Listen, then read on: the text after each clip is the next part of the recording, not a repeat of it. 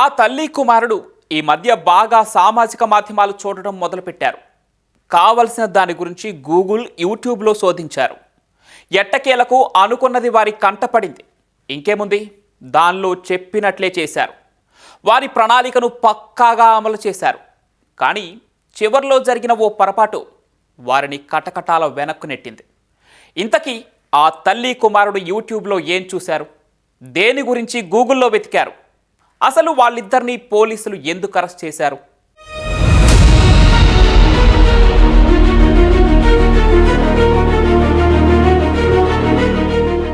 హైదరాబాద్ జీడిమెట్ల ఠాణా పరిధిలోని చింతల చెరుకుపల్లి కాలనీ ఈ నెల 3న ఆదివారం అర్ధరాత్రి పోలీసులు ఓ ఇంటికి వెళ్లారు. అక్కడి పరిసరాలను గమనించగా ఓ శవం బయటపడింది. చనిపోయింది శివారెడ్డి అనే వ్యక్తిగా గుర్తించారు.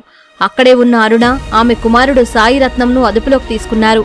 సాయిరత్నం ఫోన్ను పరిశీలించగా కత్తితో శివారెడ్డిని హత్య చేసినట్టు వీడియోలు, చిత్రాలు ఉన్నట్టు పోలీసులు గుర్తించారు.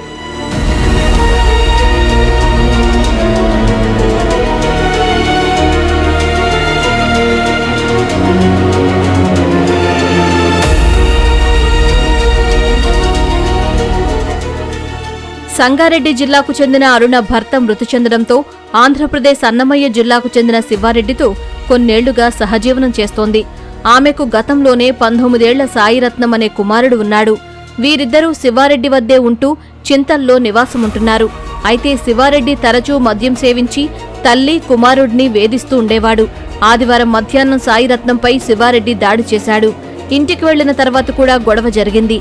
ఇక ఈ వేధింపులు భరించటం వల్ల కాదనుకున్న తల్లి, కుమారుడు శివారెడ్డిని హత్య చేయాలని పథకం రచించారు. ఇందుకోసం ఒక వ్యక్తిని ఎలా చంపాలో సామాజిక మాధ్యమాల్లో వెతికి చూశారు. ఆ తర్వాత పక్కా ప్రణాళిక ప్రకారం శివారెడ్డిని అంతమొందించేందుకు సాయిరత్నం పథకం వేశాడు.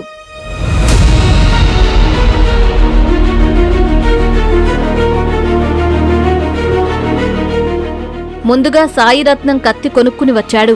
ఈ నెల 3న శివారెడ్డి నిద్రలోకి జారుకున్నాక కత్తితో సాయిరత్నం అతని మెడపై నరికాడు. చనిపోయాడని నిర్ధారించుకున్నాక ఆధారాలు లేకుండా చెయ్యాలని రక్తపు మరకలతో తడిసిన దుస్తులను నాలాలో పడేశాడు. తర్వాత ప్లాస్టిక్ డ్రమ్ములో శివారెడ్డి మృతదేహాన్ని కుక్కి ఎవరికీ అనుమానం రాకుండా మాయం చెయ్యాలని చూశాడు.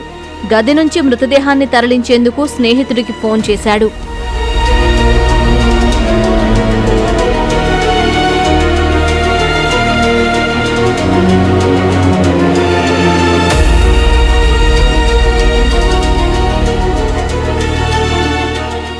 సాయిరత్నం స్నేహితుడికి ఫోన్ చేయగా అతను వచ్చి మృతదేహాన్ని చూసి ఆందోళనకు గురయ్యాడు. నేరుగా పోలీస్ స్టేషన్కి వెళ్లి అసలు విషయం వెల్లడించాడు. దీంతో రంగంలోకి దిగిన పోలీసులు సాయిరత్నంను అదుపులోకి తీసుకుని విచారణ చేపట్టారు.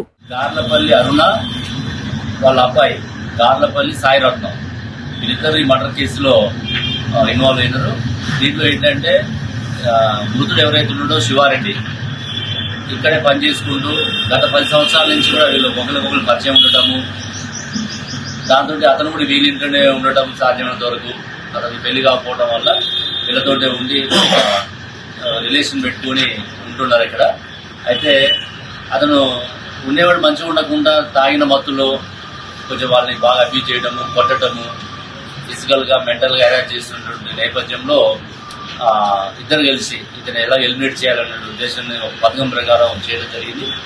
దానికి సంబంధించి ఆయన ఏ విధంగా ఇతన్ని చంపొచ్చు అనేది అతను యూట్యూబ్లలో చూసుకోవడము, గూగుల్లో సెర్చ్ చేయడము, అదేవిధంగా కత్తిని కూడా అప్పటికప్పుడు కొనుక్కోవడము ఇవన్నీ చేస్తే ఇమీడియట్గా మన వాళ్ళు వాడన్నిటిని కూడా ఆ నైఫ్ కానీ ఒక కత్తిని తర్వాత బట్టలు, బ్లడ్ స్టెయిన్ బట్టలు అన్నీ కూడా రికవర్ చేయడం జరిగింది. పథకం ప్రకారం శివారెడ్డిని హత్య చేసిన కేసులో నిందితులను అరెస్టు చేసిన పోలీసులు కోర్టులో హాజరుపరచగా 14 రోజుల రిమాండ్ విధించింది.